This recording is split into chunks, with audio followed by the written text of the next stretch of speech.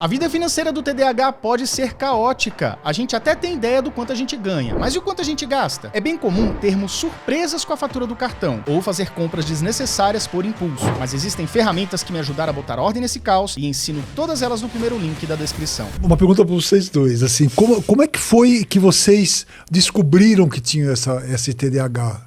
Como foi Teve um diagnóstico uma hora? Tem. Como é que é feito isso? Pessoas que estão achando que podem ter também, o que deve ser feito, mas como é que aconteceu com vocês dois? Sim. Você quer começar, Camila? O meu foi a professora, a escola reclamava muito da minha postura na escola, que eu não parava, cutucava os outros, falava e depois pensava. Aí depois você fala e você fala, eu acho que eu ofendi, não devia ter falado, mas já foi, interrompia a professora, somente quando ele falava alguma coisa que já sabia, eu completava a frase do professor, e aí falaram para minha mãe, você vai ter que tirar ela daqui, não vai dar. Eu passei por 7 escolas. E aí, mas eu já tinha diagnóstico. Aí minha mãe me levou na psicóloga.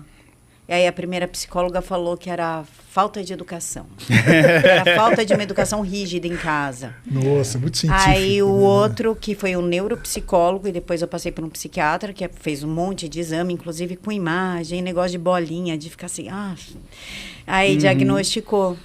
E aí você teve o laudo. Isso. Com quantos anos foi? 10. Com 10, né? É mais ou menos nessa fase, né? Eu fui com 7 para 8 ali. As minhas dificuldades começaram entre os 6 e 7 anos, porque foi na alfabetização. Eu simplesmente não seguia o que os outros alunos estavam fazendo. Tinha muita dificuldade realmente de focar. Eu achava, pelo que eu via, que a professora só chamava a minha atenção. Então, como era desinteressante, às vezes eu rabiscava, desenhava, virava para trás, conversava, tudo porque minha mente ela estava conectada com outros estímulos, ao invés de estar ali tentando focar em olhar para o quadro e copiar. Se você olhar meus caderninhos, tem vídeo meu no YouTube que eu mostro, se você botar no YouTube aí, bota no YouTube aí, caderno de um TDAH. Você vai achar um vídeo do TDAH Descomplicado que eu fui no baú, minha mãe tem um baú com os meus caderninhos, peguei caderninho de 6, 7, 8 anos de idade e tudo com aquele carimbo, não fez, não completou, a professora disse, não, estou triste, você não completou. Eu só colocava o cabeçalho.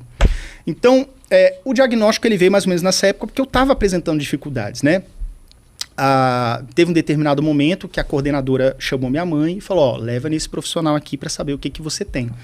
Fiz vários exames, fiz exame de botar aqueles eletrodos com a massinha, você deve ter feito isso também. E da máquina. Isso. Enfim, eu fiz esses exames todos e saiu o laudo lá do déficit de atenção e também disgrafia, que era outro transtorno que eu tinha e tenho até hoje, minha letra é terrível até hoje, né? Isso foi me acompanhando aí. Então, assim, fui diagnosticado aos 7 anos de idade, existem exames, sim, que o diagnóstico ele é predominantemente clínico, tá? Exame de imagem, essas coisas, não necessariamente você precisa daquilo, tá? Mas pode ser que o médico peça até para excluir alguma comorbidade, para tirar uma dúvida, será mesmo? Mas aí você vai fazendo aqueles exames e você tem um laudo direitinho. É interessante que você está assistindo aí. Primeiro passo, procura um neurologista ou psiquiatra, tá? Depois, e um que entenda de TDAH. Yuri, como é que eu sei? Cara, pergunta. Tem que ter referência. Doutor fulano é conhecido na região que entende de TDAH. Vai nele, tá? Consultou com ele? Muito dificilmente ele vai te dar um laudo de primeira, tá? Ele vai pedir outros exames. Vai passar pela neuropsicóloga, vai passar pelo fono, pela pedagoga, para dar uma olhada ali se tem mais alguma coisa. Porque às vezes tem comorbidades escondidas. TDAH, na maioria dos casos, tem alguma coisa associada. Eu tinha o TDAH e disgrafia. Outras pessoas têm TDAH e dislexia, TDAH e TOD, que é o transtorno opositor desafiador, enfim. Então você vai fechar aquilo ali, demora uns 3 meses, e aí você tem um laudo direitinho, entendeu? Mas busca. Assim, não é para fazer na internet, tá?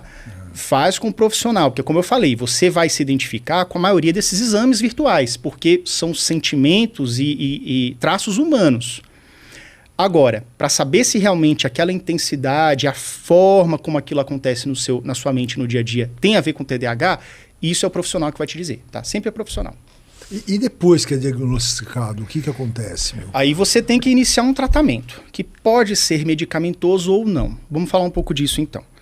Uma vez devidamente diagnosticado, você vai ser orientado a ter um acompanhamento de profissionais.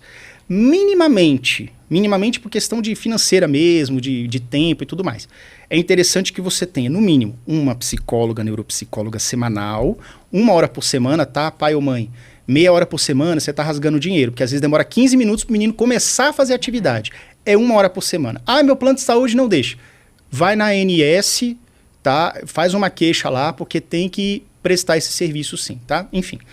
Aí você faz 1 vez por semana esse acompanhamento e também com o médico periódico. Pode ser 1 vez por mês, 2 meses, 3 meses, o médico que vai dizer, porque talvez ele possa passar algum medicamento para te ajudar nesse processo. Existem medicamentos já bastante conhecidos para o TDAH, né? No Brasil nós temos 2 conhecidos, que é o metilfenidato, que é a Ritalina e o Concerta, e a lisdexanfetamina, que é o Venvance. São medicamentos que ajudam bastante. Eles atuam nessa área do córtex pré-frontal, essa região da frente, aqui da testa, digamos assim, que é onde está ali trabalhando com a questão de memória operacional, atenção sustentada e tudo mais. Ela, a grosso modo, assim, explicando superficialmente, ela estimula a produção ou mesmo dificulta a reabsorção da dopamina. Como resultado disso, fica mais fácil para você, se você está cravado na atenção, você crava a atenção aqui, fica mais fácil você voltar para cá. Ou até mais fácil você controlar para que ela não saia daqui.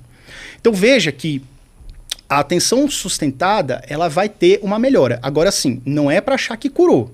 Tá. O medicamento, ele dá um suporte, mas quem é TDAH aí sabe, tem dia que você toma medicamento, parece que você não tomou nada, você fica prostrado mesmo. Então assim, gente, é um medicamento que vai te dar um suporte, junto com a terapia, junto com a adoção de práticas e por aí vai, entendeu? Isso que é importante.